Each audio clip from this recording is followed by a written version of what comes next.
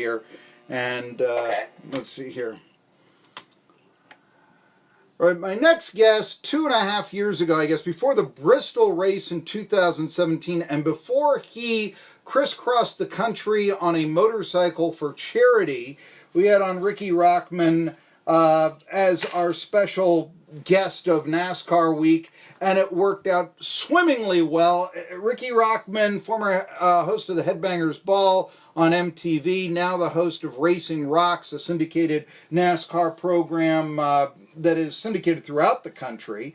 And anyway, Riki Rachtman joined us, and I'm going to tell you, I had friends coming out of the woodwork, Riki, who I had not heard from in 20 years, who said, hey, we saw your interview with Riki Rachtman on YouTube. It was tremendous and all this. So I want to thank you for that. It was a big thrill for me. But now Riki Rachtman joins me again. And the reason I guess we wanted to begin is I know of no one better to talk to about Slayergate. Let's call it that. And it was the decision, it was a decision by Rick Ware Racing right before this weekend to change the 54 car, J.J. Yaley, and say, you know what?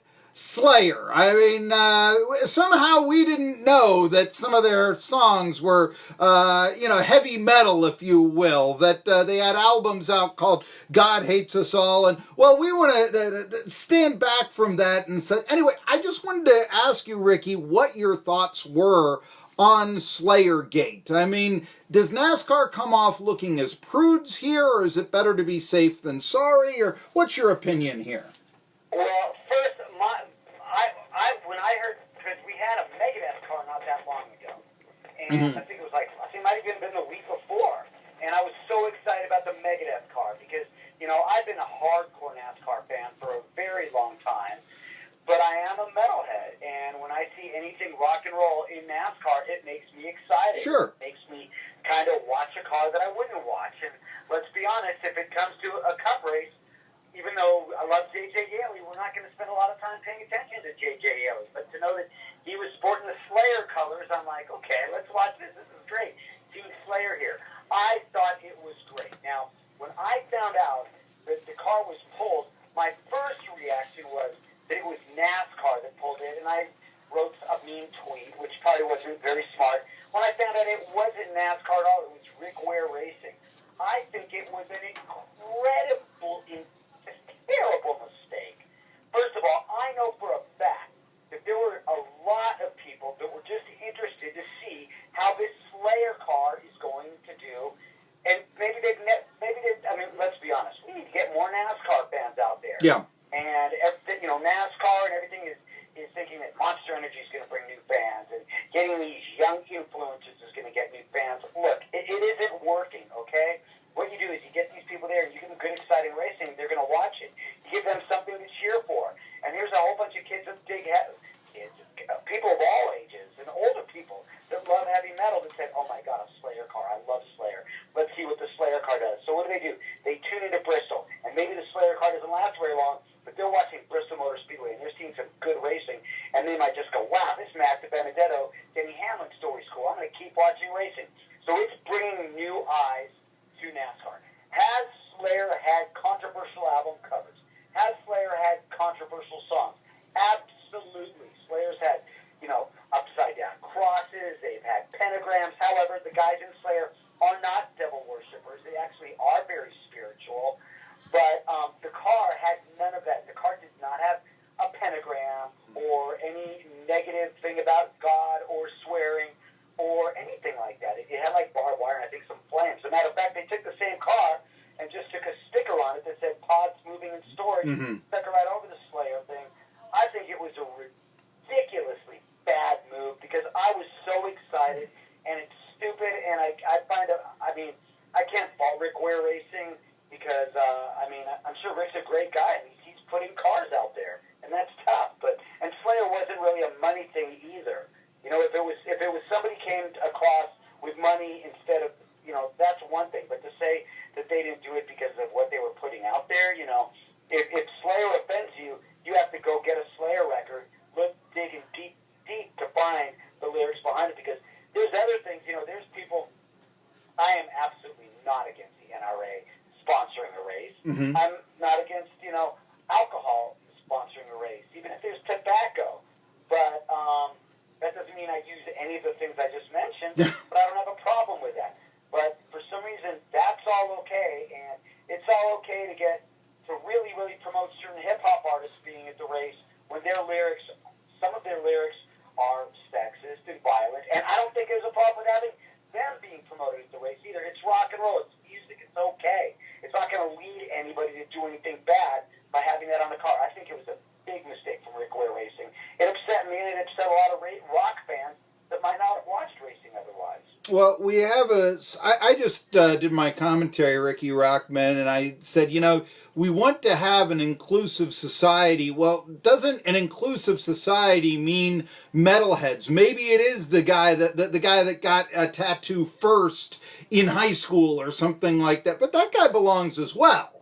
And, you mentioned, the hip-hop artists. Certainly the NFL is now aligning itself with Jay-Z. The NBA always has. Here's a guy, yes, slurs are commonplace on his songs. And say what you will. Is there anything in a Slayer album that would be more controversial than, let's say, Kings 5, the Bible verses that speak of mothers giving each other their babies in a starving village to eat?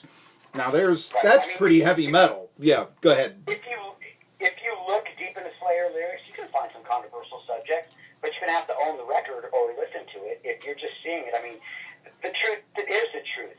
I want to go to a NASCAR race. I want to see 100,000 people that dig hip-hop. I want to hear people that dig country. I want to hear people I want to see every type of rock, every type of race, every type of age group, every type of demographic.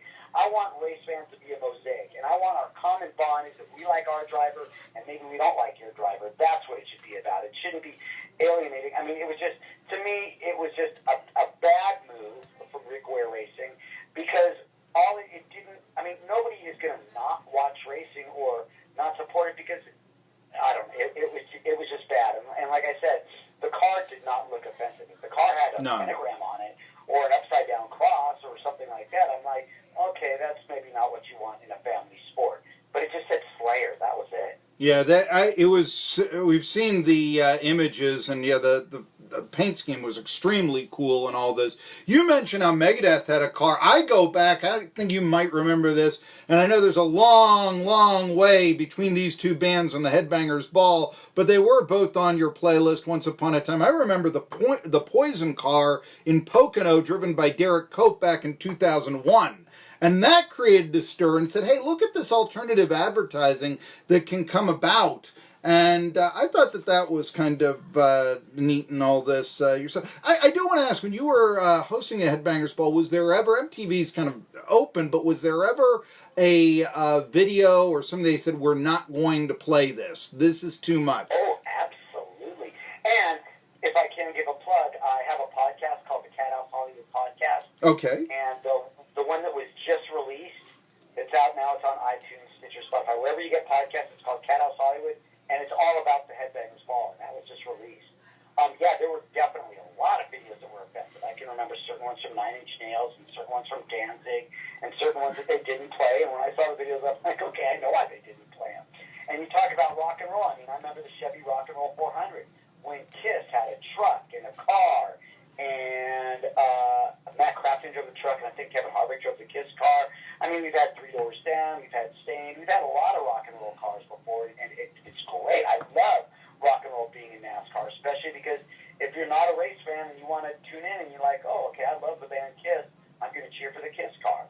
But, just the band's logo isn't offensive, and I don't know.